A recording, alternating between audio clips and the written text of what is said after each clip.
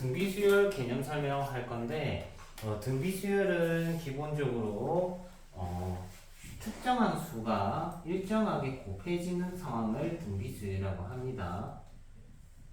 자, 지금 칠판에 있는 수들 보면 간단하게 곱하기 20 곱해졌다라고 생각할 수가 있는 거고, 이 일정하게 곱해진 이 수가 공비죠, 그지? 그지? 공비.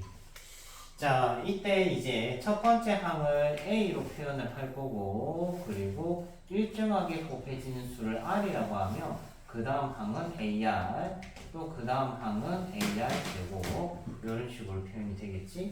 잡았다. 놓쳤네. 저리가. 놓쳤다. 자, 여튼간에 R 곱해서 AR 세제곱 이런 식으로 가겠지. 됐지?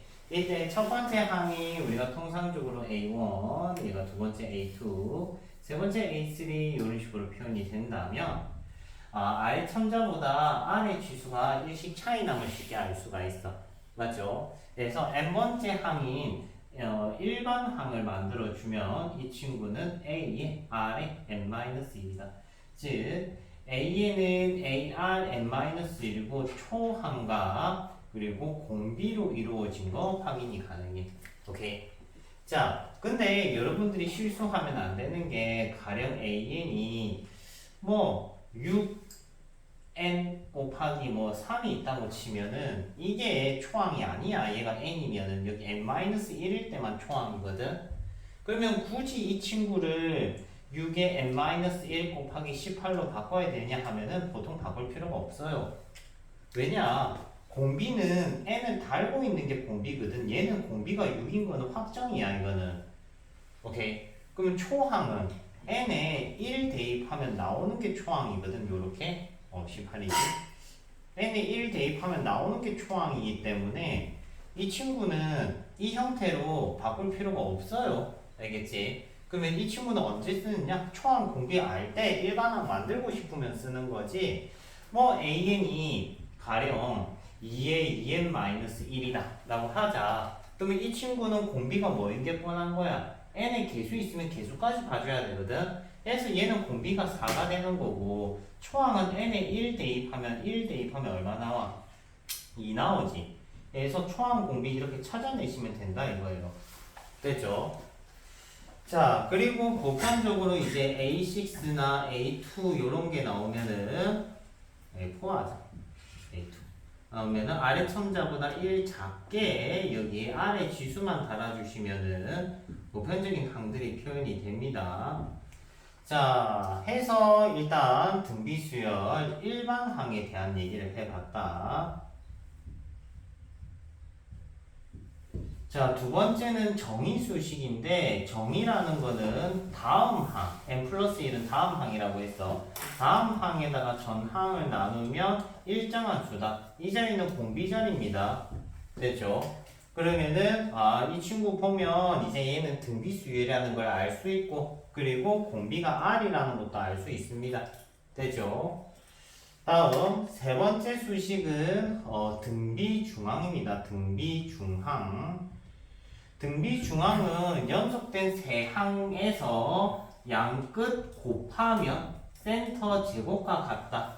오케이. 그래서 양끝 곱하면 센터 제곱과 같다는 부분이고, 이 친구는 주의해야 될 게 가령 여기가 블랭크 처리가 되어 있고 여기도 블랭크 처리가 되어 있으면 얘가 보통 28 해버리고 말수가 있거든. 28 하면 안 돼, 얘들아.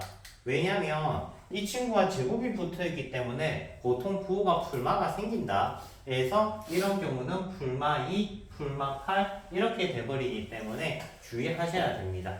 알겠죠?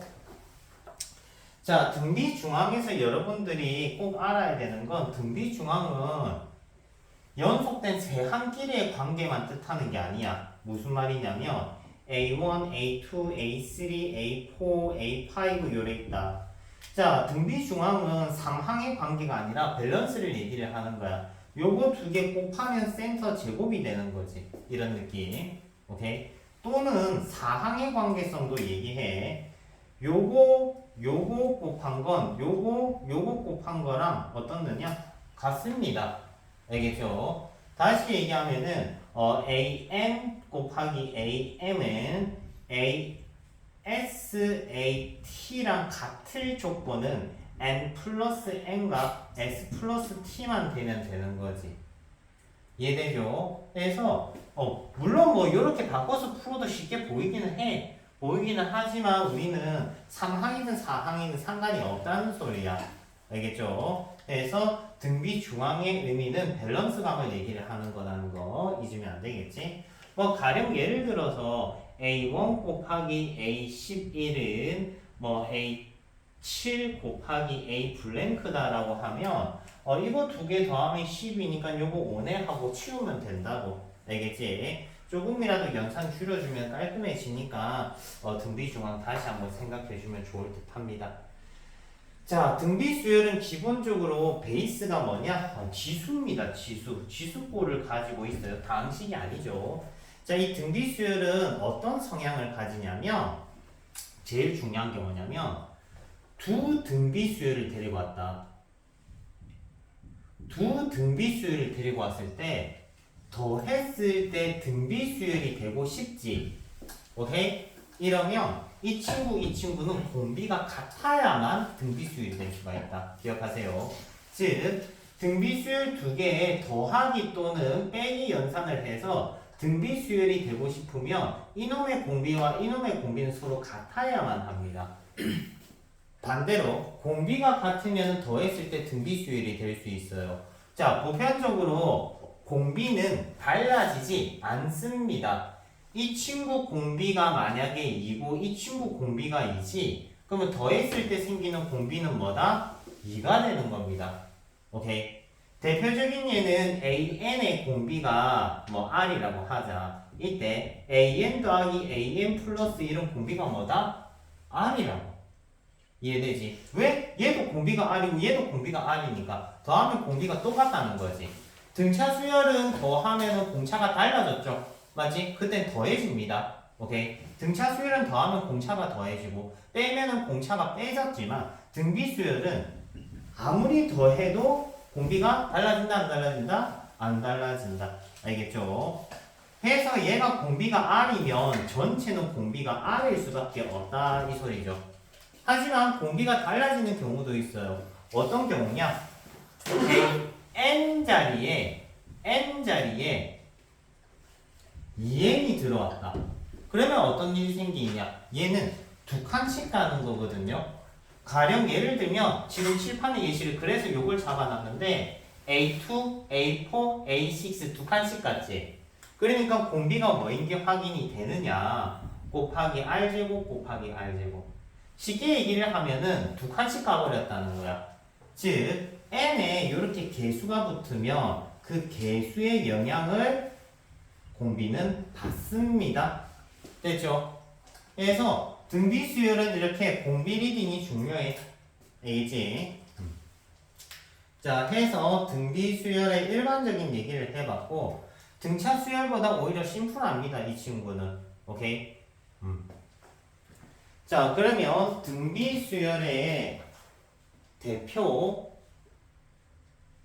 유형 설명 좀 할게.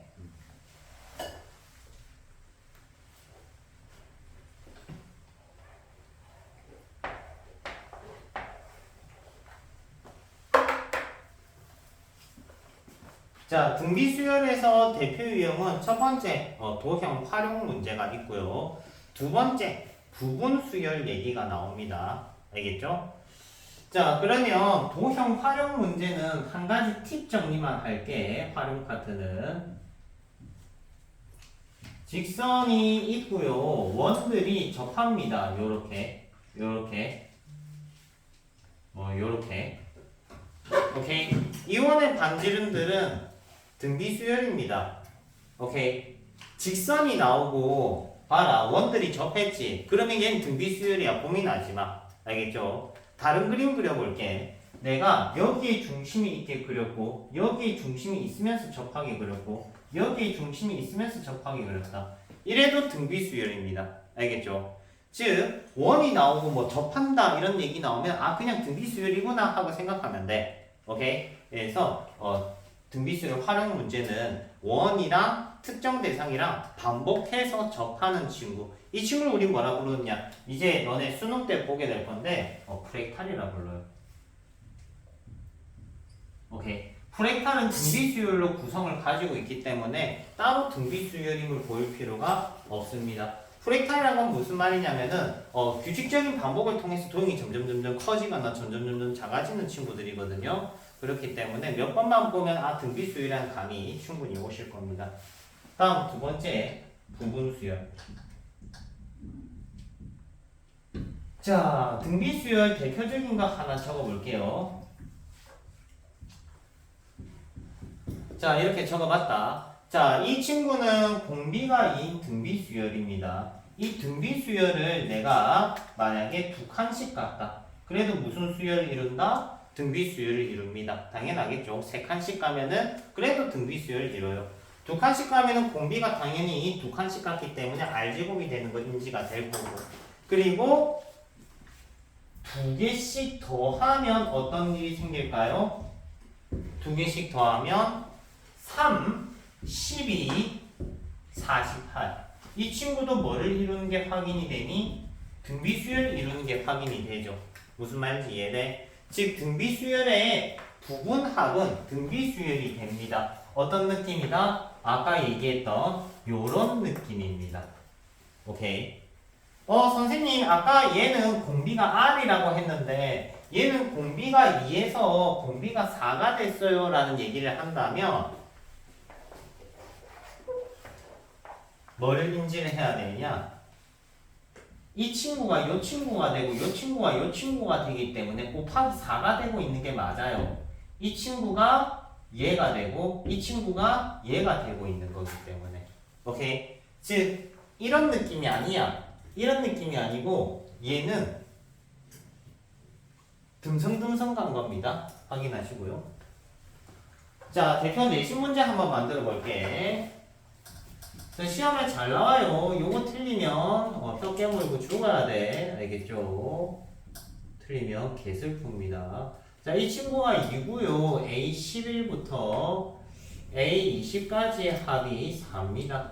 자, A21부터 A30까지 합은 얼마냐? 너무 쉽죠? 자, 똑같이 몇 개씩 더했어요? 개수가 달라짐이 없지? 10개씩이지. 밸런스가 맞죠? 그러면 이 친구는 합 자체가 뭐를 이룬다? 등비수열을 이룬다 볼 수가 있지. 그러면 얘가 2, 4, 다음은 뭐겠니? 8이겠죠. 할 필요가 없다 이거야.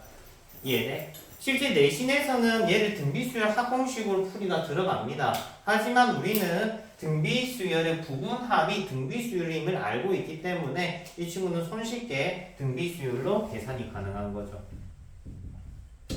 이해되죠? 그러면 선생님 서술형이면 어떻게 합니까? 등비수열 합공식 써야 됩니다. 그때는. 오케이? 조금 이따가 설명하도록 하고. 자, 그러면 학교생이 조금 이 문제를 바꾸고 싶은 거야. 바꾸고 싶을 거 아니야. 지도 이거 알 거거든. 모르면은 뭐 하자가 있는 거겠고. 자, 해서 수를 40으로 바꿨어. 어때?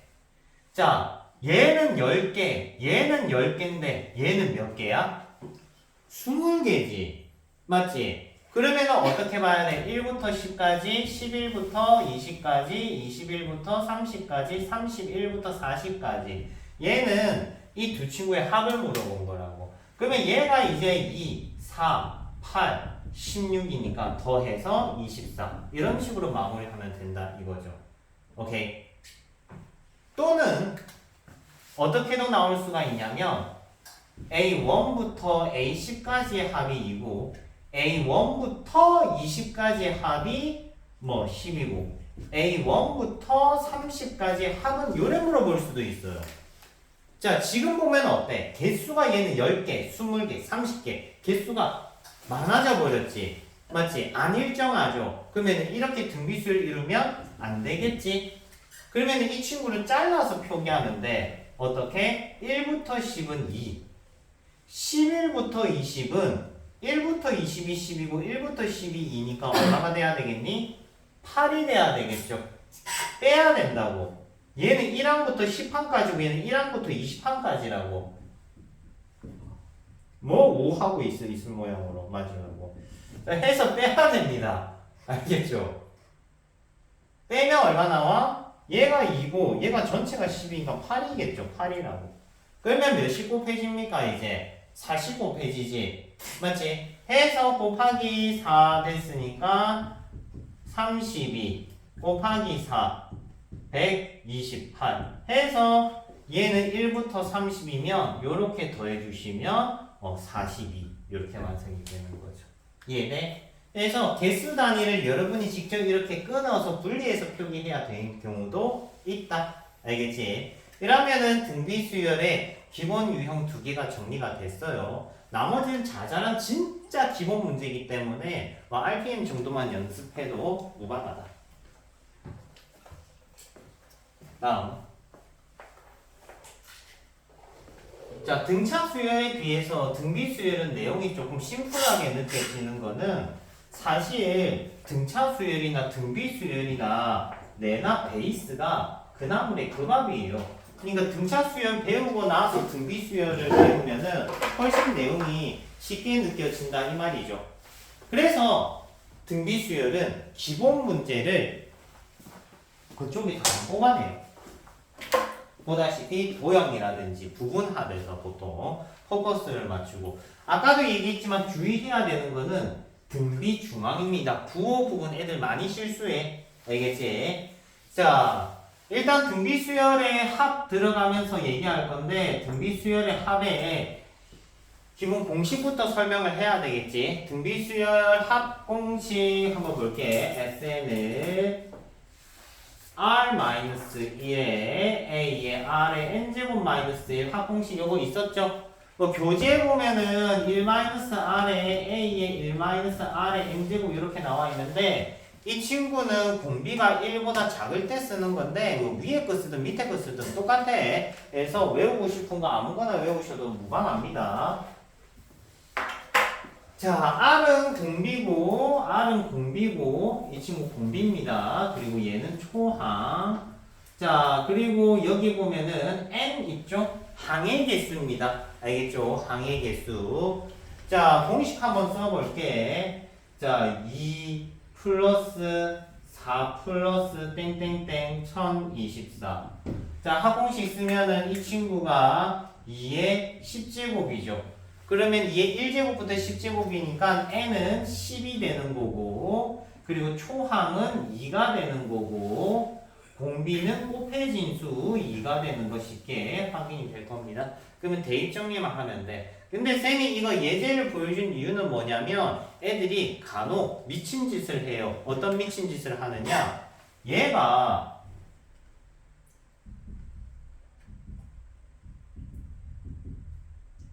요래 나와 있을 때 항의 개수를 10으로 잡는다. 아니야 얘들아. 여기 나와 있는 수치가 n값이 아닙니다. 전체 항의 개수는 11개야. 주의하세요. 알겠죠? 주의하세요. 오케이? 그래서 항의 개수 볼 때는 반드시 꼼꼼히 보셔야 됩니다. 여기 지수 따다가 틀리는 친구 되게 많습니다. 알겠죠? 그래서 주의하시고 자, 그러면 이제 등비 수열의 합의 다양한 형태들에 대한 얘기를 한번 해볼게. 자, 실제 이 친구 전개해서 계산을 하면은 보통 요런 꼴을 가져요. 합공식 한번 써볼게. 2-1에 A에 R에 10제곱 마이너스 1. 그러면 분배하면은 2 곱하기 2의 10제곱 빼기 2 요런 꼴이 되거든. 만약에 이 친구가 지금 현재 S10인데 10항이거든. 10항 SN이라고 하면은 요런 느낌이 납니다. 자, 쌤이 얘기하고 싶은 건 뭐냐? 등비수열의 합공식을 썼을 때 일반적인 합공식에서 이 지수를 달고 있는 친구의 개수와 피지 그리고 상수항 Q는 합이 0이어야만 합니다. 알겠죠? 중요합니다. 자, 다시 얘기하면 SN이 전개하면 이런 꼴이 만들어져 보통은. 이때 P 플러스 Q가 0이어야지만 이 친구는 등비수열의 합이란 이 말인 거야. 이 시험에 진짜 잘 나와. 무슨 말이냐면은 SN이 있어요. 여기 3에 2에 n 플러스 1 플러스 k가 있다. 이 친구가 만약에 등비수열의 합이다라고 되어 있으면 k는 자연스럽게 뭐가 되느냐? 주민아 뭐가 되지? 마이너스 3. 그렇지. 틀리지 그지? 자 마이너스 6이죠. 맞죠? 이런 거 떼어내야 됩니다. 알겠지? 방학 때 들은 거 하나도 기억이 안 나구만. 자, 해서 이 친구를 분리해서 보셔야 되고요. 그렇다면은 K가 뭐가 된다? 마이너스 6이 돼야 된다는 거지. 선생님 그러면 합이 0일 때만 등비수열의 합입니까? 하면은 네. 합이 0이 아니면 등비수열의 합이 아니야.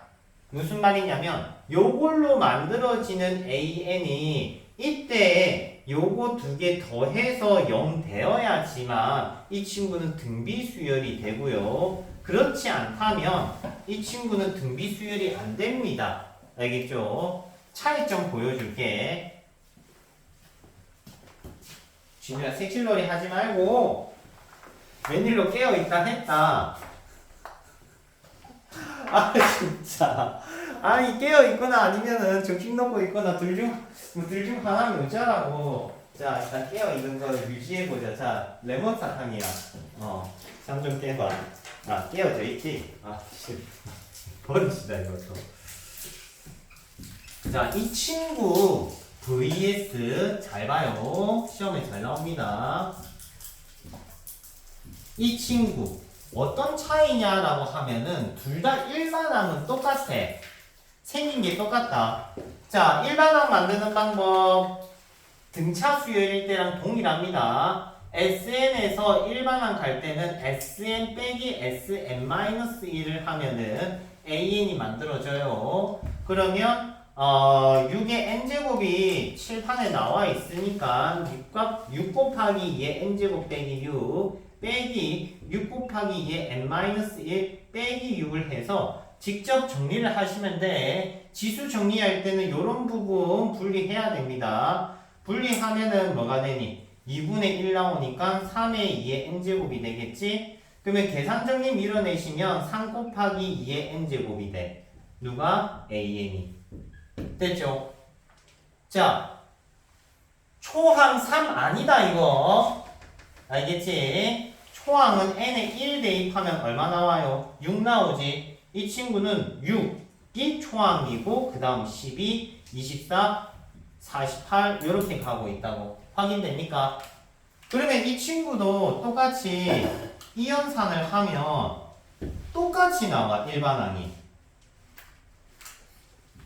일반항이 똑같이 나와요. 계산 똑같이 하면은 어차피 상수항은 달라도 떼져서 없어진단 말이야. 맞지? 없어지기 때문에 AN은 3 곱하기 2의 n제곱. 자, 근데 뭐가 다릅니까? 라고 하면은 얘는 n이 1부터 신뢰할 수 있고요. 얘는 n이 2부터 믿을 수 있는 식입니다. 오케이. 다시 얘기하면 p 플러스 q가 0일 때는 an을 1부터 써도 되고요. p 플러스 q가 0이 아니면요 1부터 못 써. 2항부터만 적용이 되는 거야. 선생님 왜 2항부터라고 합니까? 라고 하면 원래는 저번 주에도 얘기했지만 이 식 자체는 n의 1을 원래는 대입 못하는 친구야. 왜? S0라는 건 없거든. 맞지? 그렇기 때문에 원래 n은 2 이상일 때 이게 원래인 거야. 원래는. 근데 이 조건이 되면 이게 바뀌는 거야. 알겠죠? 바뀔 뿐이라고. 자, 선생님 그러면 이 친구는 A2부터 뽑아낼 수 있잖아요 라고 하면 맞아요. A2 뽑아내면 12, A1은 몰라. 24, 48 똑같단 말이야. 그러면 한 개 차이가 바로 뭐냐? 첫항 차이입니다. 첫항은 어디서 데리고 와야 되냐? S1을 데리고 와야 됩니다. S1. 알겠지? 그러면은 n에다 1 대입하면 12 빼기 4 하면은 얼마 나와? 8 나오지. 즉 P 플러스 Q가 0일 때는 첫 항부터 등비수열인데 P 플러스 Q가 0이 아니면은 둘째항부터 등비수열이야. 그러면 이 친구는 전체적으로 보면 등비수열이 아닌 거야. 얘가 깨져버렸기 때문에. 알겠지? 자, 그러면 처음부터 정리를 할게. 자, 등비수열의 합은 보편적으로 이렇게 생겼습니다. 자, 이 친구가 보통 우리가 말하는 P입니다. P. 외울 필요는 없어요. 어차피 계산해서 정리하는 부분이기 때문에. 해서 PRN 빼기 P가 되기 때문에 얘가 마이너스 P가 돼서 P 플러스 Q는 0이 됩니다. 보편적으로는. 그래서 등비수열의 합, 즉 AN이 첫 항부터 등비수열이면은 P 플러스 Q가 0이라는 거고 P 플러스 Q가 0인지 확인을 해야 돼. 0이 아니면은 일반 항 뽑아낼 때 A1은 뭐다?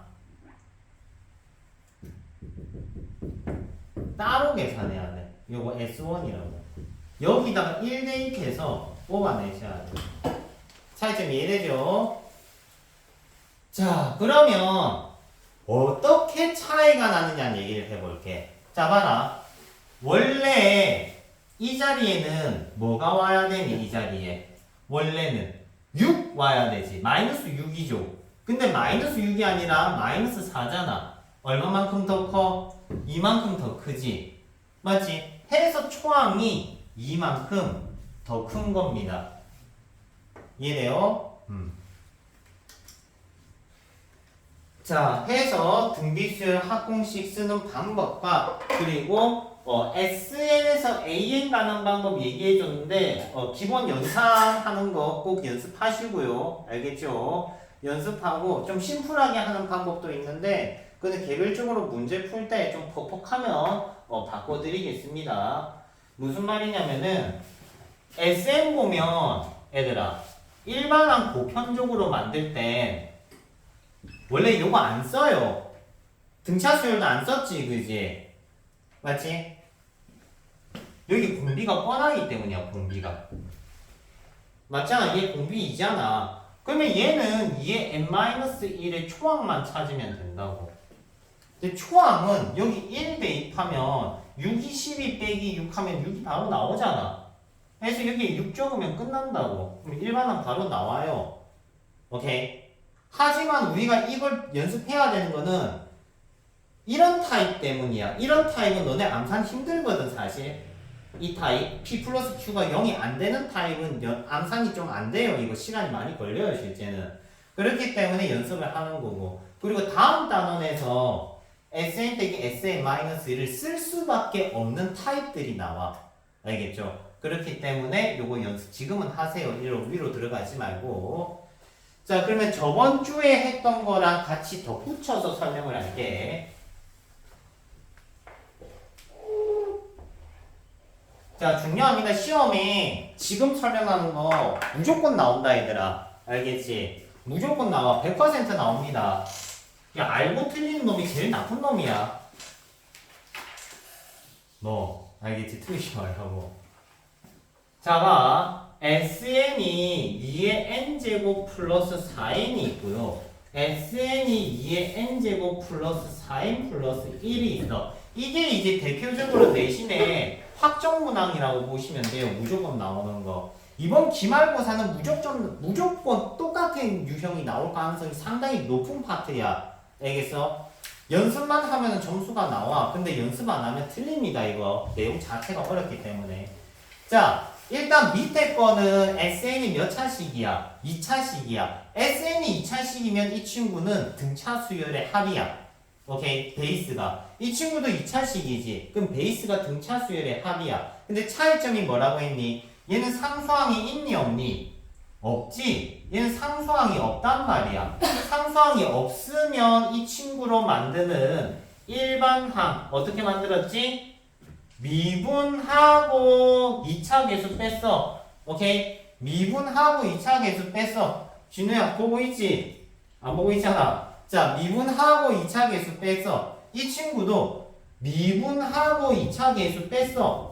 선생님 식이 똑같아요. 맞아. 식은 똑같다라고 했어. 위의 방향으로 가든 밑으로 방향으로 가든 AN 일반항은 똑같이 생겼으니까 단 뭐가 다르다? 정형만 다르다고. 오케이? 상수항이 없을 땐 n이 1부터 믿어도 되는 거고 상수항이 있으면 n은 2부터 믿어야 된다는 거야.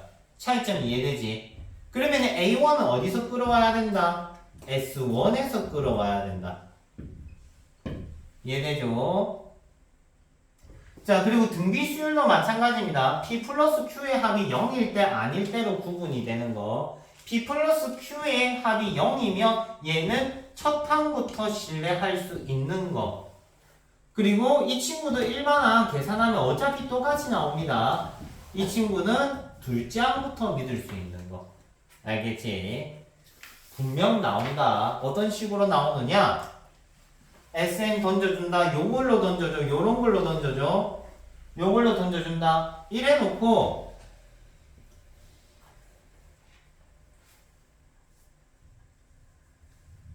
이렇게 해놓고 BN의 합 물어본다고. 뭐가 걸리느냐? BN은 등비수열 1가 아닐까? 아닙니다. BN은 등비수열 아니야. 왜 아니냐? 이 안에 뭐가 들어가게 돼? A1이 들어가게 되지. 초항이 혼자 따로 노는 거야. 따로 논다고. 따로 노는 게 포함되게 넣는다고. 자, 이 친구도 마찬가지입니다. 초항이 따로 놀기 때문에 그거 분명히 물어본다. 알겠지?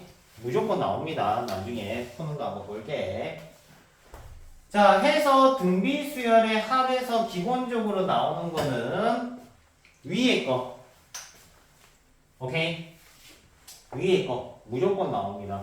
야, 그러면 무조건 나올 게 벌써 봐봐. 상수함수 활용, 도형 문제. 무조건 나와요, 이거. 안 나올 수가 없어. 근데 나왔는데 이건 틀릴 가능성이 높아. 그럴 수 있다 쳐. 잘 안 잡히거든. 그리고 두 번째, 등차수열 부분합 또는 등비수열 부분합 둘 중 하나 나올 거고요. 오케이. 그리고 요거 둘 중 하나가 나온다고. 오케이. 3개. 그리고 요건 기말고사 100% 출제 문항이 뭐냐? 등비수열의 합에 꽂힌 원리합계입니다.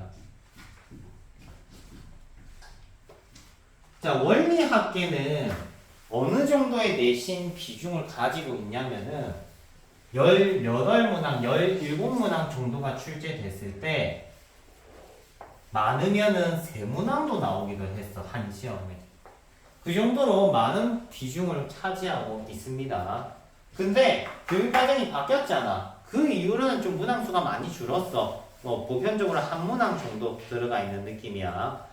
그리고 원리합계는 배워놓으면 여러분들 삶에 엄청 도움이 많이 돼요. 그래서 제대로 좀 배워놨으면 좋겠어. 이거 모르는 사람이 쌤 주변에도 한 명이 있어가지고 지금 현재 은행에는 복리라는 개념이 없어요. 알고 있나요? 복리가 뭐냐면 이자, 원리합계가 이자거든요. 이자를 더하는 건데 이자 개념은 단리와 복리 개념이 있어.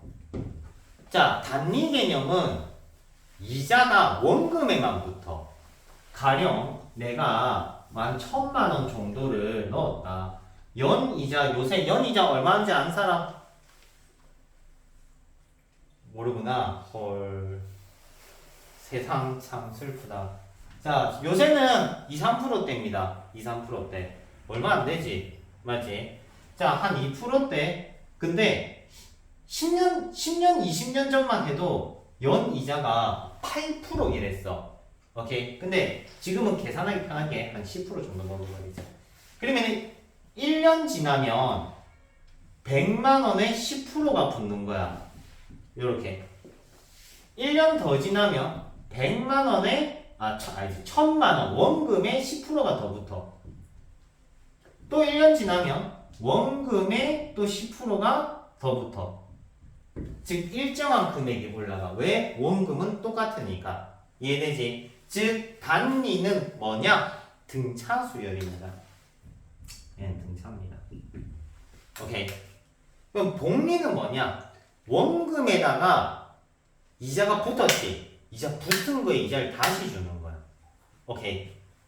무슨 말이냐? 얘는 등비인 거야. 야, 등차랑 등비랑 싸움이 되겠니? 안 되겠지. 기간이 많이 지나면은 이 등비 수열은 무조건 등차 수요를 제값입니다. 알겠죠? 자, 그러면 1000만 원에 복리 10% 먹이면 얘는 1100만 원이 되는 거야. 즉 곱하기 1.1이 들어가는 거지. 또 곱하기 1.1 하면은 또 곱하기 1.1 들어가겠지? 이런 식으로. 됐니? 그러면 이 친구는 1300인데 얘는 1330이 된 거야. 차이가 나기 시작했지. 맞지? 자, 그러면 세월이 보통 한 10년, 20년 지났다라고 하면은 10년 지나면 이 친구는 얼마가 될까? 뭐 10년 정도 지나다 치자. 그러면 100만 원이 10번 붙을 거니까 2천만 원이 되겠지. 맞지? 근데 밑에 친구는 등비 수열이기 때문에 1000만 곱하기 1.1의 10제곱이 돼버린다고. 오케이? 계산기 있는 사람 1.1의 10제곱 좀 계산해봐. 촬영 중이라서 휴대폰을 못 한다. 계산기 쓸 줄 몰라요?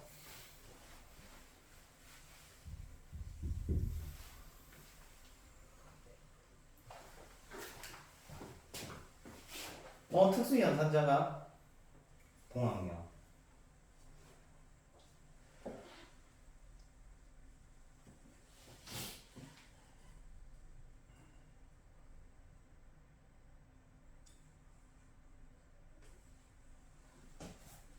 대충 2.8 나옵니다.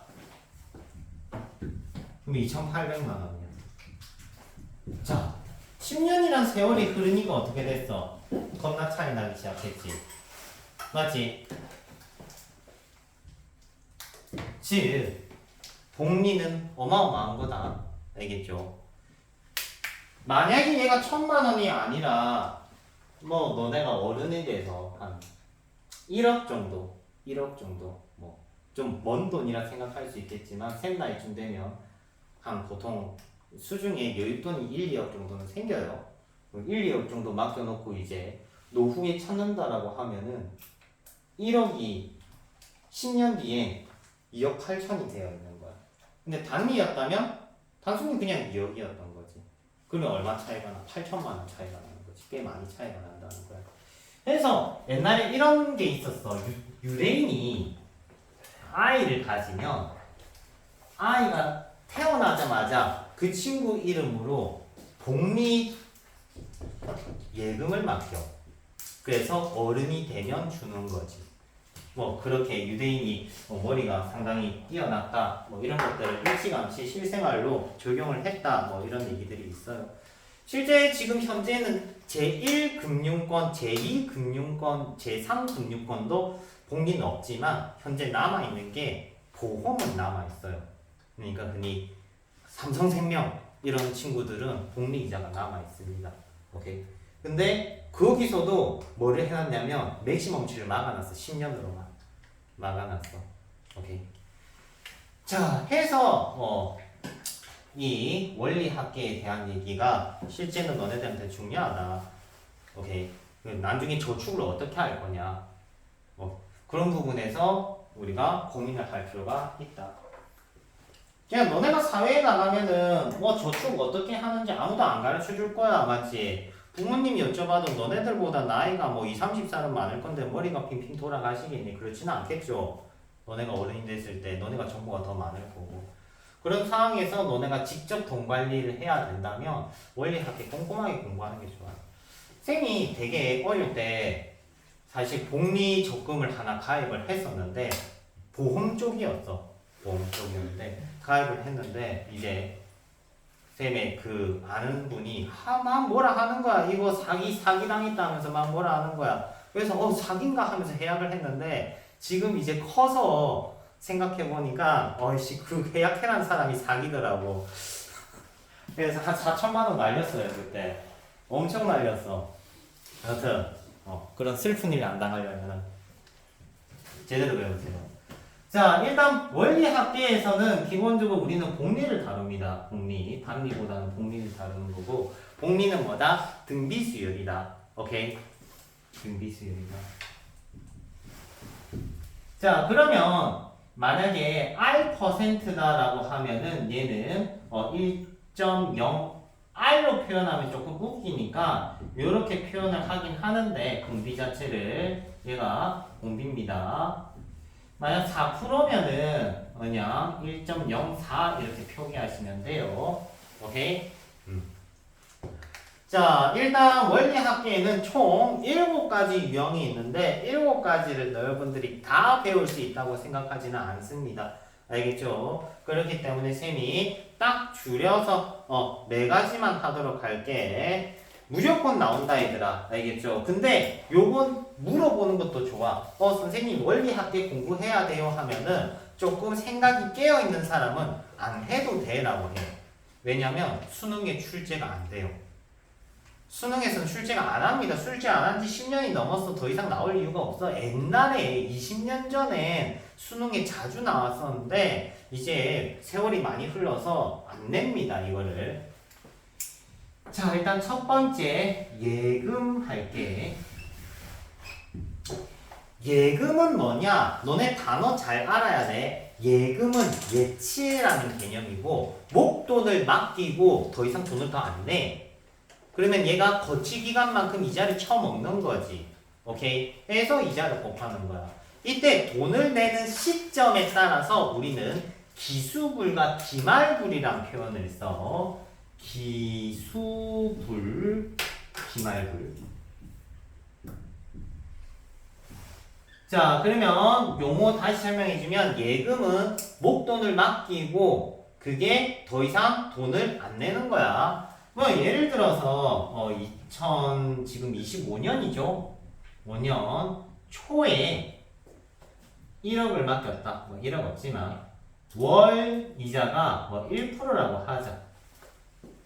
자, 했을 때 2026년 초에는 만기시킬 거야. 자, 이때 여러분들이 봐야 되는 건 뭐냐면 기수불과 기말불에 대한 개념이야. 기말불과 기수불이란 건 뭐냐면 지금 월이라는 기준이 들어갔지, 그지? 그러면 이 친구는 1년 동안 12칸이 된 거야.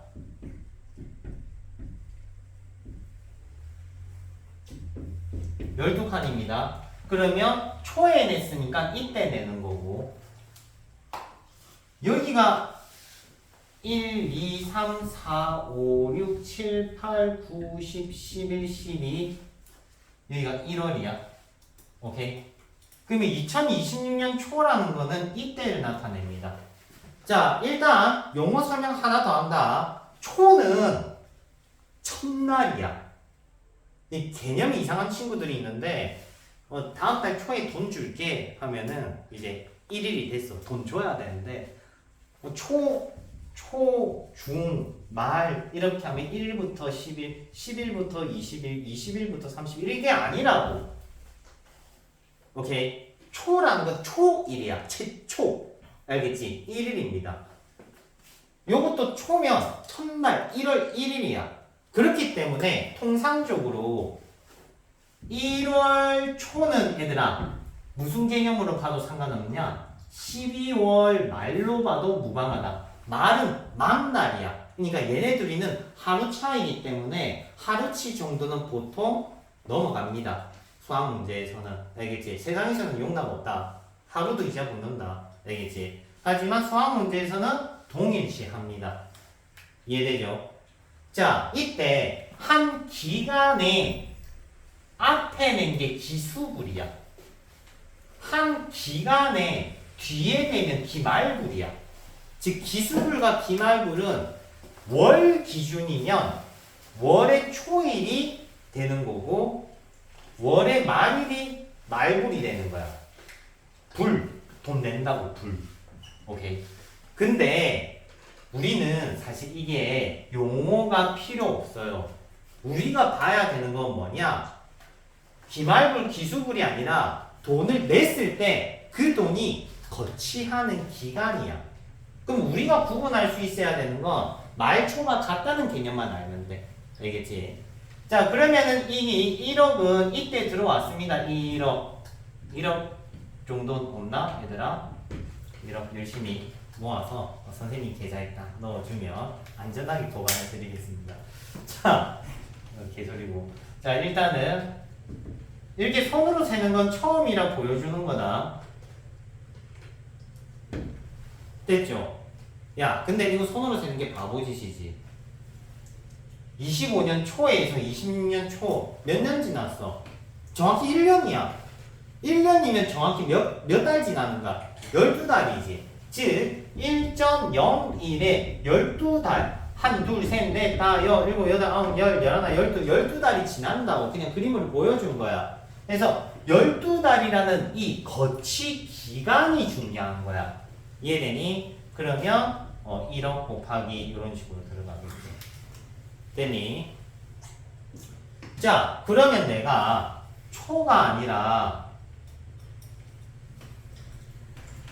25년 12월 말이라고 해서 거치 기간이 바뀐다 안 바뀐다? 안 바뀐다. 이해되지? 맞지? 근데 내가 1월 말이라고 하면 거치 기간이 이번엔 바뀌어. 무슨 말이냐? 1월 말은 얘들아 어디야? 여기입니다. 여기. 1월 말은 여기입니다. 그러면 토탈 거치 기간은 몇 번 먹는 거야? 11번 먹는 거라고. 이게 말불 개념인데 실제 필요가 없어. 이걸 적용하려면 오히려 헷갈려. 오케이. 자, 요약하면은 우리가 필요한 거는 거치 기간만 있으면 돼. 병신 아니고서야 공비가 1.01은 알 수 있어. 문제에 나와 있잖아. 이거 맞지? 초항 알고 있잖아. 이런 거 됐잖아. 그지? 그럼 우리한테 필요한 건 거치 기간만 있으면 돼. 알겠죠? 근데 간혹 이런 친구들이 있어. 1월 말에 내면 기말불, 말말이니까. 초에 내면은 기수불, 초에 냈으니까. 이렇게 배우면 안 돼. 알겠니? 말에 내도 기말불이 아니라 기수불이 될 수도 있기 때문에. 왜냐면 말에서 말로 끝내면 엄밀히 따지면 기수불입니다. 그런 게 복잡하단 말이야. 그래서 생각하지 말고 우리가 잡아야 되는 거는 뭐다? 거친 기간이 필요하다. 됐지? 그래서 만기되면 돈 타먹으면 되겠지. 자, 예금 문제는 제일 심플한 문제입니다. 알겠죠? 다음. 자, 이제 다음 유형 갑니다. 다음 유형은 적금입니다. 적금. 와, 적금. 가슴 설레지 않니 얘들아? 너네 집 없잖아. 집 사고 싶잖아. 맞지? 집 사고 싶어. 그러면은 통상적으로 집 살려면 너네가 한 달에 뭐 100만 원씩 저축했다고 치자. 4억짜리 집을 살 거야. 요새 뭐 4억 정도는 태아 푸르지오는 들어가잖아, 시내에서. 그죠? 그러면은 한 달에 100만 원. 그리고 현재 실질적으로 월 이자는 한 0.4% 정도 됩니다. 24. 좋은 거, 엄청 좋은 거 적금 넣으면. 아, 맞다. 너네 청년 적금 알죠? 맞지? 청년 적금 하면은 이자가 엄청 세. 그게 유일하게 너네가 목돈을 마련할 수 있는 처음이자 마지막 기회야. 청년자금 나이 되면 바로 가입하세요. 알겠죠? 국가 지원 있을 때. 이자가 현재 은행 이자보다 2배, 3배가 돼. 엄청 차이나. 그거 가입 안 하면은 바본 거야, 얘들아. 알겠지? 뭐, 여튼, 보편적으로 이렇게 하면 연이 한 5, 6%대 떨어집니다. 보통은 이 정도 느낌이야. 자, 해서 몇 년 정도 너네 예상하니? 100만 원씩. 10년? 10년? 너무 짧게 잡았다. 20년 정도 한번 잡아보자. 20년 조금에서 만기 넣으면 어떻게 되는지. 자, 일단은 2026년 1월 초에 넣어서 20년 동안 넣으면 2046년 뭐 1월 초 정도 되겠지. 자, 한번 넣어볼게요. 자, 그러면 처음에 100만 원을 냈어. 이 100만 원은 거치 기간이 얼마만큼 될까? 월 이자가 0.3대. 아, 월은 좀 너무 짜다, 얘들아. 너무 계산하기 힘들다. 연 5%? 청년적금 7% 갈게. 청년적금 7%로 할게요. 자, 7%다 하면은 몇 년의 기간이야? 20년 동안 넣으니까 20년의 기간이겠지. 맞지? 그래서 얘는 1.07에 20. 그러면 그 다음은 1년 뒤에 내겠지? 아, 1년 뒤 난다. 이러면은 매달 못 내는데. 미안하다. 뭘로 가야겠다. 쏘리. 0.5. 그러면 곱하기 12 0.05에 12 곱하기 20 하면 240제곱. 됐지? 240제곱. 그럼 다음 달에 100만원 내면은 거치 기간이 한 달 앞에 것보다 짧을 거 아니야. 다음 달에 냈으니까 한 달 이자를 못 받아야 맞지, 얘보다. 그래서 얘가 거치되면은 100만원 곱하기 1.005에 239제곱이 되겠지. 이렇게 돈을 20년 동안 열심히 100만원씩 내는 거야. 오케이? 그러면 맨 마지막에 100만원을 냈다. 100만원. 맨 마지막에 낸 돈이 중요해. 나중에 강조하겠지만. 맨 마지막에 100만원 내면은 이 친구는 거치 기간이 있을까 없을까? 이게 적금 문제의 핵심이야. 처음에 낸 돈 의미 없어. 얘네들 의미 없어요. 왜냐? 등비수열 합공식 써볼게. 등비수열 합공식이 어떻게 생겼니? 요래 생겼지. 이자 몰라요? 알죠? 이자가 뭐라고 했니? 공비라고 했지. 맞지? 그러면은 이 친구가 1.005에 해당한다는 건 쉽게 알 수 있어요. 됐지? 그리고 난입 횟수 n 몰라요? 알 수 있어 쉽게. 왜? 1년이 몇 번이야? 12달이지. 12달을 20년 넣었으니까 총 납입 횟수가 한 개 있을 거 아니야. 그래서 240회가 돼. 근데 우리가 보통 원리학계에서 제일 메인은 초항이라는 친구인데 이 초항은 처음 낸 돈이 아닙니다. 왜? 처음 낸 돈이 제일 커, 얘들아. 맞잖아. 거치 기간이 많으니까 이자 많이 적용되잖아. 많이 받아내야지. 맞지?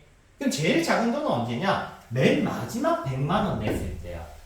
근데 이 맨 마지막 100만원이 거치 기간이 있냐 없냐를 살펴봐야 돼. 봐봐. 1월 초 냈어.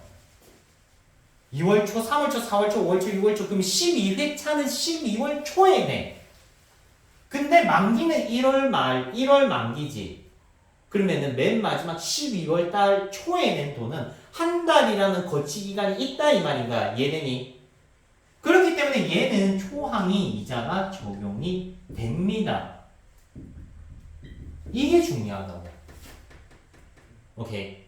만약에 만기 날짜가 1월 초가 아니라 12월 초였으면은 12월 초에 마지막 240회 돈을 낼 거 아니야. 240회차 돈.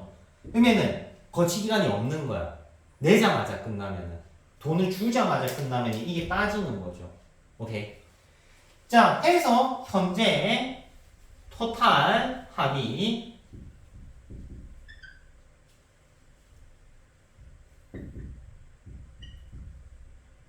이렇게 된다 이 말이죠. 선생님 시험 때 이 거지 같은 수를 계산해야 됩니까? 하면은 네, 맞아요. 거지 같은 수를 계산해야 돼. 이 원리학계의 두 번째 함정이야. 너네가 시험에 이걸 맞이했을 때 이걸 정리를 한다 한들 계산을 빡세게 내는 선생님들이 있어. 선생님 요거는 우리가 수작업으로 계산 못하잖아요 라고 하면 그래서 수를 주는 거야. 내가 아까 계산기 때리라고 했지. 그건 계산한 수를 줘.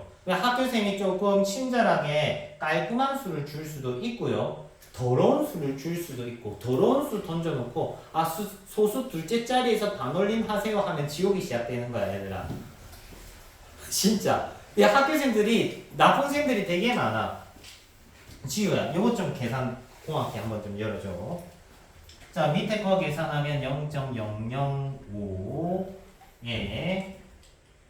요거 약분 때리면은 5 때리면 210. 다시 210 맞네. 201. 210이다. 곱하면 20100.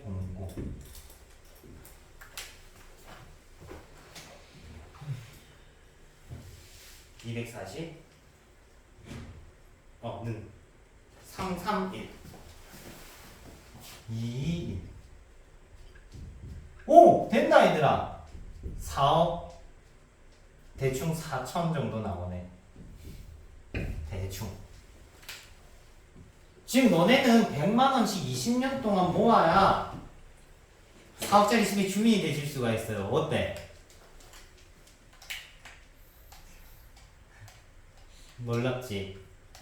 맞죠? 그것도 이자를 잘 터준 겁니다.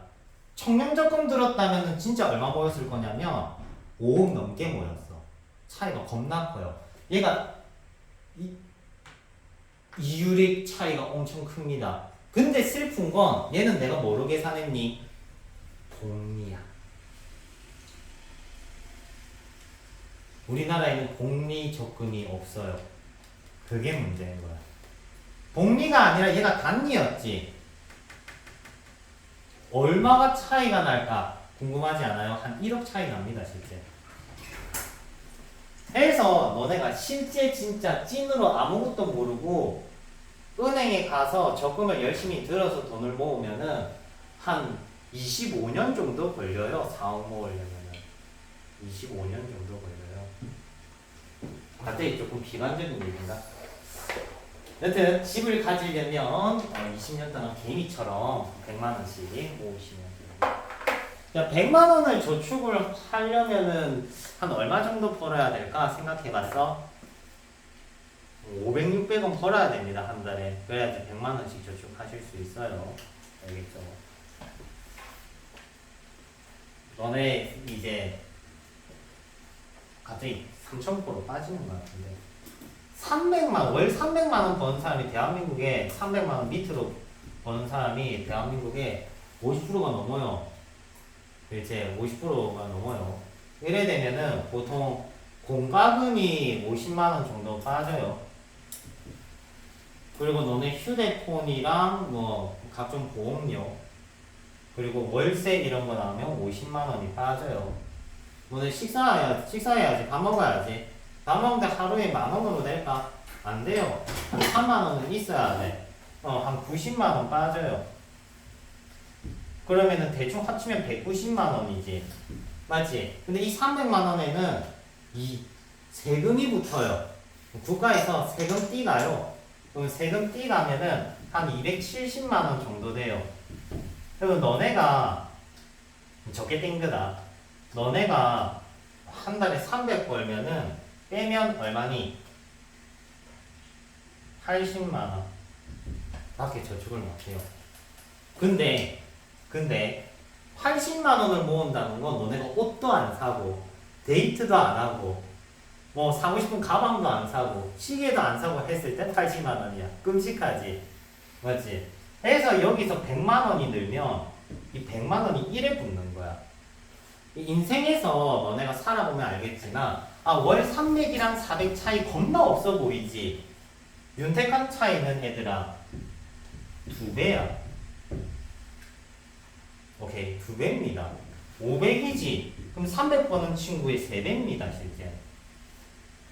기하급수적으로 차이가 나. 왜? 고정지출 금액이 있기 때문에. 그래서 공부를 열심히 해라고 얘들아. 공부를 열심히 해서 인생에서 좀 달라져야 돼 얘들아. 이 책바퀴 속에 다람쥐는 슬픕니다. 나름 100만 원을 저축하는 거는 엄청 대단한 거야. 얘들아. 대단한 거고 그렇게 저축을 해야 20년이야. 야, 보통 취업을 했을 때 나이가 몇 살입니까? 남자 나이 보통 기준하면 20 중후반입니다. 28 정도라고. 그럼 20년 뒤에는 48살이야. 48살에 집이 있다는 거 슬프지 않아요? 그렇게 치면 너네 부모님들 되게 대단한 거야. 지금 집이 있으시다면은 대단한 거라고. 부모님도 조금 공경하고 있습니다. 공경 열심히 하고. 자, 그러면 원리학계 예제로 좀 심플하게 현실 가능한 문제로 바꿔볼게. 자, 2020년 말에 1,000만 원씩 매년 1,000만 원씩 낼 겁니다. 그리고 2030년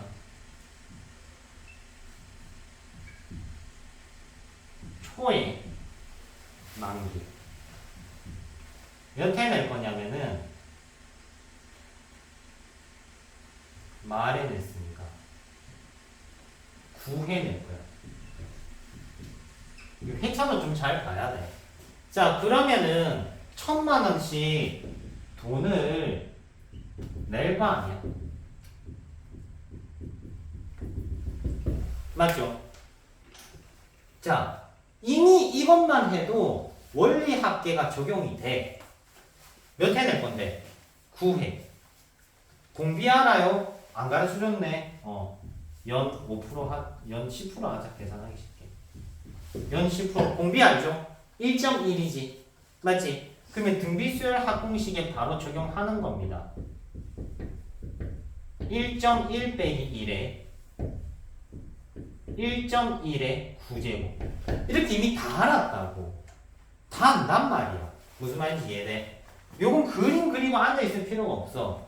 그럼 맨 마지막 낸 돈만 알면 돼. 그게 뭐라고? 초항이야. 맨 마지막 낸 돈이 제일 작은 돈이야. 적금 넣었을 때. 이해되니? 그러면 9회차는 몇 년도에 내겠니? 28년도 말에 내겠지. 28년도 말에 내겠지. 0부터니까. 0, 1, 2, 3, 4, 5, 6, 7 뭐지? 0, 1, 2, 3, 4, 5, 6, 7, 8 8년도가 9회차라고. 이해돼? 즉 맨 마지막은 2028년 말에 냈단 말이야. 근데 만기가 언제야? 2030년 초지. 자, 2030년 초는 뭐랑 같다고 했지? 2029년 말과 같다고. 이해돼? 하루 차이란 말이야. 그러면 이 친구 거치 기간이 있네. 얼마나 있어? 1년 있지. 맞지? 즉, 이 A는 1,000만 원에 이자가 적용이 된 1.1이 곱해진다 이 말인 거야. 이해돼? 그러면 학교 시험에는 1.1에 9제곱이 나와 있을 수도 있고 1.1에 10제곱이 나와 있을 수도 있어. 오케이? 9제곱이면 여기다 대입하시고요. 10제곱이면 분배해서 대입해야 돼. 이해되니? 이해되지? 이런 식으로 쓰시면 됩니다. 오케이? 자, 이게 원리학계에서 제일 중요한 거. 자, 원리학계에서 제일 중요한 건 뭐라고? 맨 마지막에 낸 돈이 거치기간이 있냐 없냐가 중요한 거다. 알겠지? 자, 쌤이 얼마 전에 우체국 가서 이제 아까도 얘기했다시피 복리가 보험 종류밖에 없어요.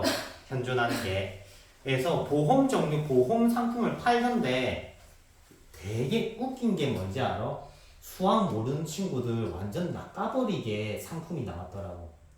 뭐냐면 원래는 적금을 넣으면 매달 똑같은 돈을 내잖아요. 맞지?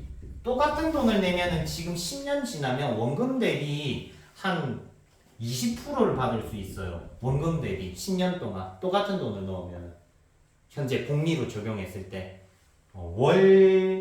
연 한 3, 4%대라고 생각하시면 됩니다. 그래서 이런 상품이 지금 대한민국에 이거밖에 안 남았어. 5년 전만 해도 30% 줬었다. 5년 전만 해도 엄청나게 내려가고 있지, 그지? 국가에서 압박을 넣는 거야. 복리 없애라, 보험 상품 팔지 말라, 이런 식으로. 맞지? 근데 30% 주는 상품이 있어. 희한하잖아. 맞지? 근데 자세히 보니까 뭐냐면 이 납입을 어떻게 하냐면 3년 동안 겁나 큰 돈을 넣어. 그리고 뭐 예를 들면 여기서 뭐 70만 원 넣는 거면 3년 동안 막 300만 원? 이렇게 엄청 크게 넣어. 3년 동안. 그리고 나머지는 막 50만 원씩만 내려. 이렇게. 불합리하다는 생각이 안 들고 이게 막 좋다고 생각하는 사람들이 있는 거야. 난 수학 선생님과 계산해봤지. 원리 합계로. 작아요 이게. 설명에는 그래 돼 있어. 원금 대비 20%의 수익, 원금 대비 30%의 수익. 하지만 얘는 초반에 어마어마한 돈을 넣었잖아. 요것보다 3배 돈을 냈잖아. 맞지? 그렇기 때문에 얘는 원래 이자가 센 거야. 이렇게 되면 원래 이자가 세게 붙는 구조라고. 이런 상품을 요새 팔고 있어. 이게 올해부터 나온 거거든.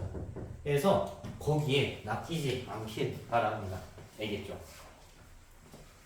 무슨 말이냐? 내가 준민이한테 멱살 잡고 아이씨 1000만 원만 꿔줘봐 해서 1000만 원 꿨어. 그리고 10년 뒤에 1000만 원을 준다. 불합리하죠? 누가 봐도. 그렇지 않니? 맞지? 뭐 쌤 어렸을 때 얘기하면 좀 슬픈데 20년 전에는 짜장면이 대학생 때지 저기 중앙동에 1,500원 이랬어요. 근데 지금 짜장면 얼마예요? 하나 사 먹으면 6,000원 하지? 맞지? 웬만한 데 사 먹으면 4배나 올랐다고. 20년 동안. 그렇게 오르는 게 인플레이션인데 돈의 가치는 이런 이자 개념이 붙기 때문에 무조건 계속 이렇게 가치가 오를 수밖에 없어요. 오케이. 그래서 너네 치킨 값도 매년 500원씩 오르지, 그지? 1,000원씩 오르고 오를 수밖에 없는 거야. 물가도 계속 오를 수밖에 없는 거고. 하지만 불변의 법칙이 있지. 오르지 않는 건 월급이다. 뭐 이런 얘기 있지, 그지? 자, 해서 적금 얘기를 해봤어. 이제 남학생들이 조금 길을 쫑긋할 만한 게 있는데 남학생들, 대학생들은 꼭 하는 게 뭐냐? 대출이죠. 태어나서 처음 하는 게 대학생 때 금융 업무를 해보는 게 아마 대출이지 않을까 싶어. 왜? 저축할 나이는 아니잖아 사실. 대학생 때 뭐 하고 싶어? 남자라면 뭐 몰아야 돼? 대학생이야. 남자면 뭐 몰아야 돼? 스쿠터 아니잖아. 맞지? 뻘뻘이 아니잖아. 뭐 여자는 자전거 좋아할 수 있어. 뭐 자전거 예쁘고 하는 거지. 근데 남학생들은 보통 차를 꿈꿉니다. 맞지?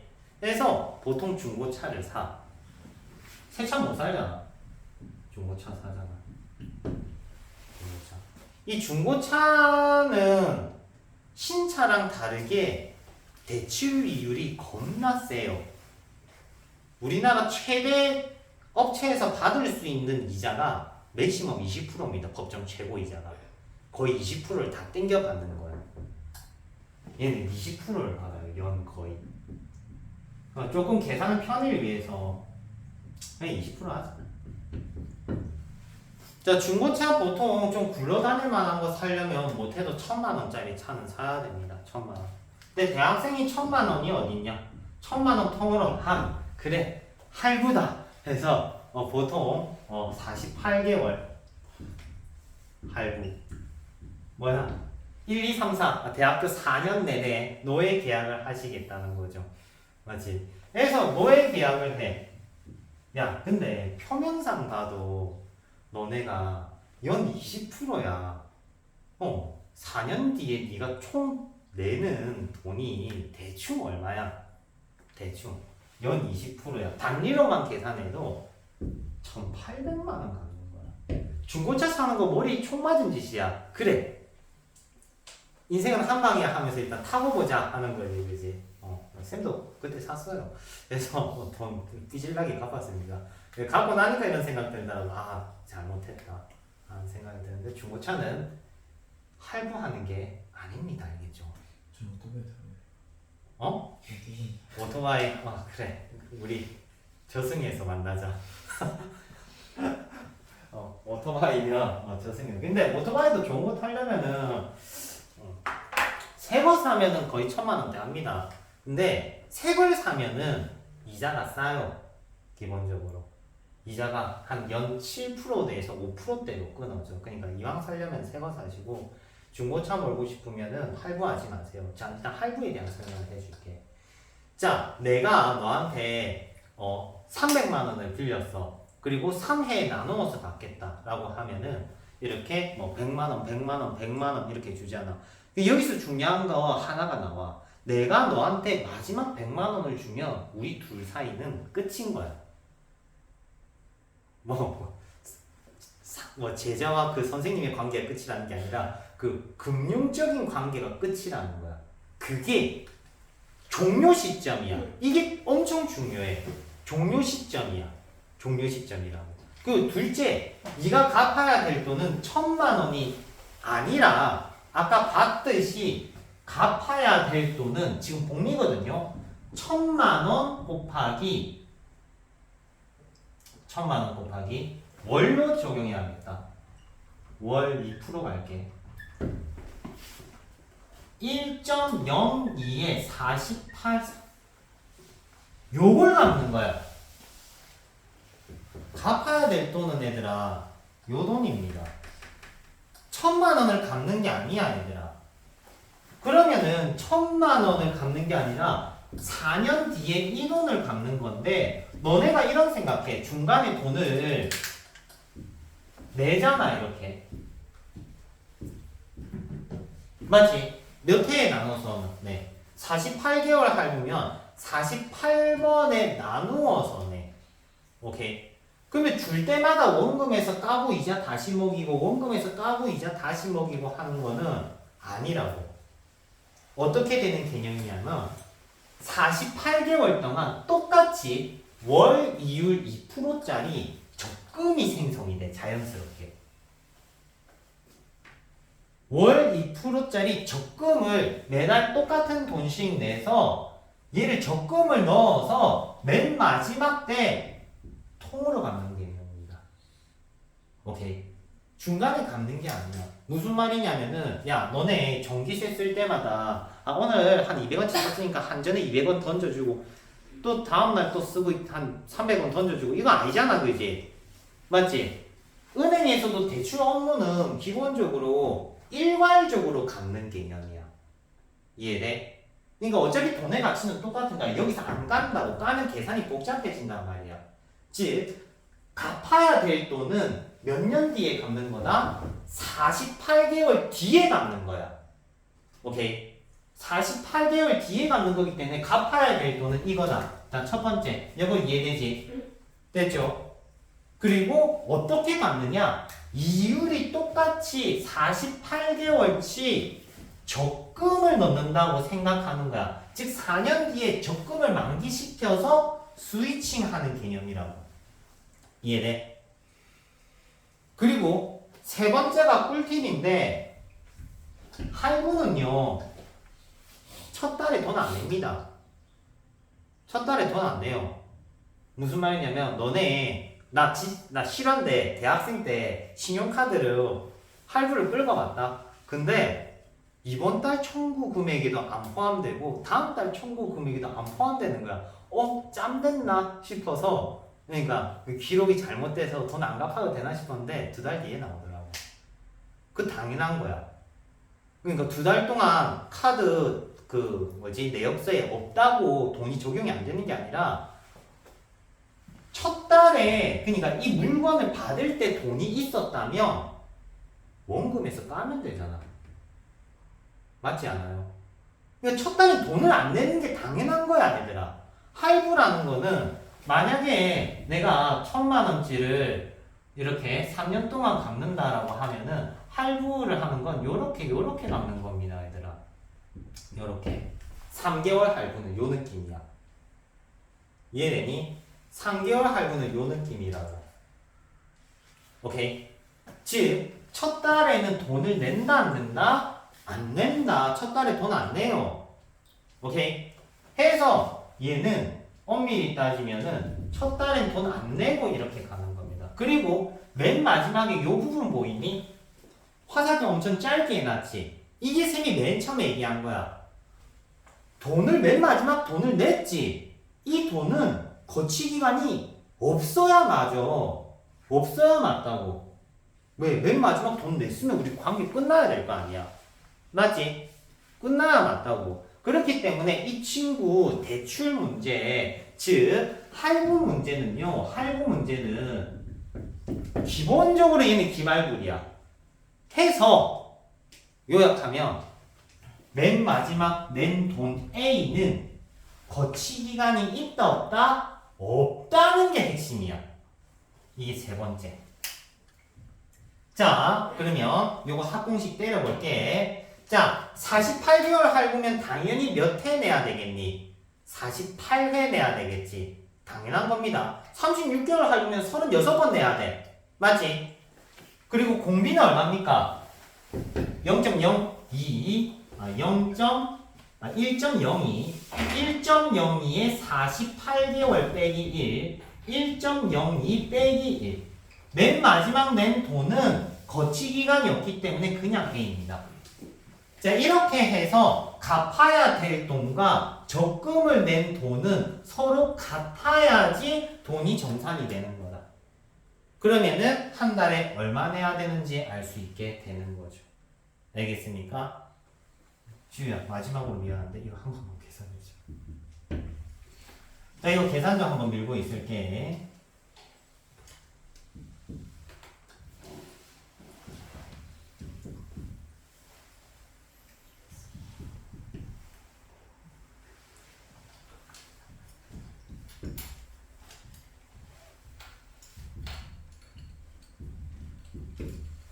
얼마 나와요? 1.58, 2.58.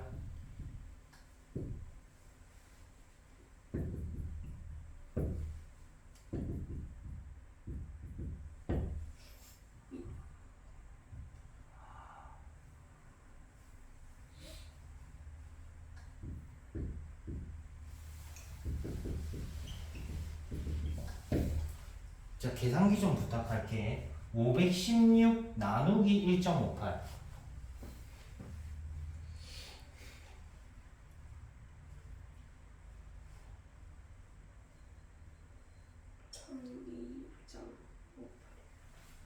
1002점? 326점. 왜 이렇게 크게 나오지?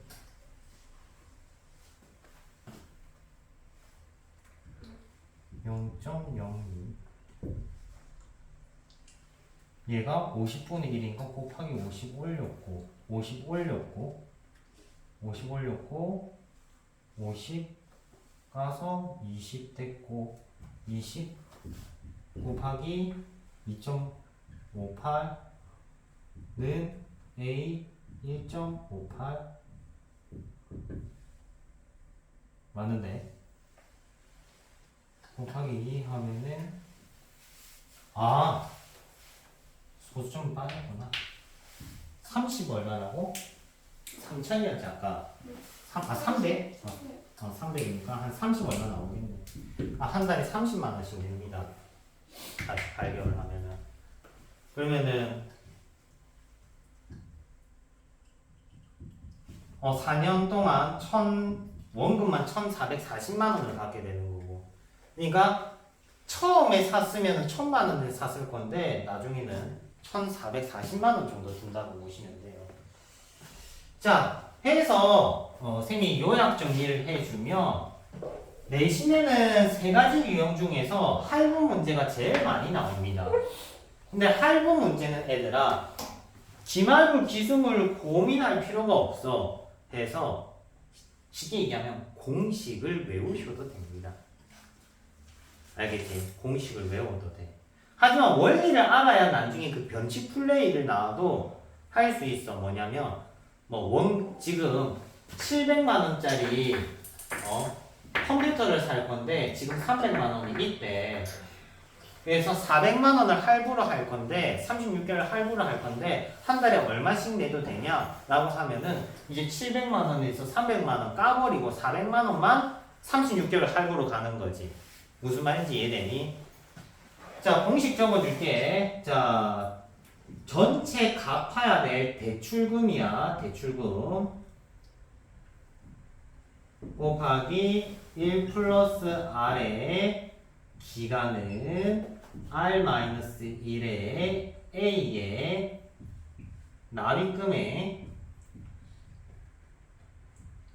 납입금액을 우리는 할부금이라고 해요.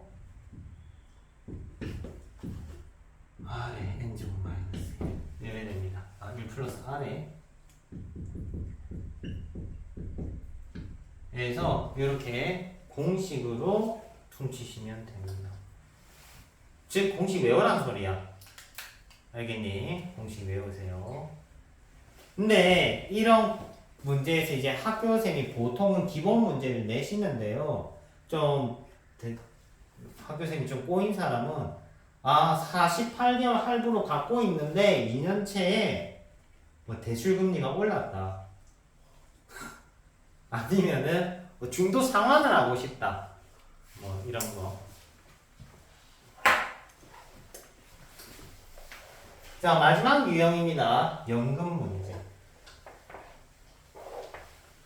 연금 뭔지 알아요? 매년 나눠서 받는 거지. 보통 이제 매달이죠. 원래는 매달. 자, 부모님이 공무원이시다. 매년 물어보는데 부모님이 공무원이다. 없어? 그렇구나. 그럼 부모님이 공무원이시면 보통 한 달에 한 300에서 350 사이 정도의 연금이 나와요. 오케이. 근데 그 연금을 부모님이 이제 연금을 매달 좀 심플하게 100만 원씩 이렇게 받는다 치자. 받을 수 있는 연금이 있어. 근데 너네가 이제 사업을 하고 싶은 거야. 그래서 부모님한테 가서 부모님 연금 좀 땡겨 받을 수 없습니까? 하면서 부모님한테 이제 손을 이렇게 살 내미는 거지. 3대 불효 중에 하나인데 부모님 종잣돈 뺏기 그지? 그래서 얘네를 땡겨 받는 게 연금 시가라고 합니다. 오케이. 너네 편의점에서 한 번 본 적 있을 거야. 연금 복권 당첨되면은 매달 500만 원씩 매달 500만 원씩 10년 동안 주는 복권. 이 연금 복권. 상상만 해도 행복하다 그지? 자, 너네가 편의점에서 복권 1,000원짜리를 딱 샀는데 연금 복권에 당첨된 거야. 그지? 근데 생각을 해보니까 10년 동안 살 수 없을 것 같아. 그럴 수 있잖아. 너네 아직 젊구나. 10년 뒤에 죽었을 수도 있잖아. 그렇기 때문에 당장 내놔 하는 거야. 그러면 당장 내놔라고 한다면 매달 500만 원을 1년이면은 6천만 원, 10년이면 6억이거든요. 그러면 지금 6억을 줄 거냐 이거야. 안 주겠죠. 당연하지 않을까? 근데 돈의 가치에 대한 개념이 없는 친구는 너 왜 눈 동그래져? 줘야 되냐 이거야? 아니야, 주면 안 돼. 왜냐면 10년 뒤에 500만 원과 지금 500만 원은 돈의 가치가 달라요, 얘들아. 그걸 다 땡겨받는 거잖아. 맞지? 그러면 얼마를 받아야 되냐면 몰라, 아직은. 하지만 확실한 얘기는 할 수 있어. 얘네들의 총합과 얘를 10년 동안 묵혀놓은 금액이 어때야 되겠니? 같아야 된다고. 원리가 뭐랑 비슷해? 대출 문제랑 원리가 똑같아. 오케이? 한 방에 땡겨받은 친구의 10년 뒤의 금액과 얘를 한 푼도 안 쓰고 10년 동안 모아놨을 때 적금 금액이 같아야지만 돈의 가치가 같게 되는 겁니다. 알겠죠? 그러면 이 친구를 어떻게 또 원리 합계로 더해야 되겠지. 맞지? 해서 얘도 요런 꼴이 만들어질 거고 얘가 원금 느낌인 거야. 그러니까 아까랑 뭐가 다르냐면 아까는 3번 문제는 얘를 주는 거고요. 4번 문제는 얘를 주는 겁니다. 이해돼? 위치가 체인징 돼 있다고. 근데 문제점이 하나 있어요. 연금 문제는요. 거치기간 봐야 돼. 맨 마지막 거. 맨 마지막에 받는 돈의 거치기간 확인해야 돼. 있냐 없냐 확인하셔야 돼요. 알겠지? 그거 체크 안 하시면은 답이 바뀝니다. 참고로 원리 합계 문제는 그거 틀리면은 부분 점수 받기 힘들 겁니다. 알겠죠? 자, 해서 오늘 이까지 설명했는데 원리 합계 프린터물이랑 기본 문제 RPN이랑 정리 좀 합시다. 오케이?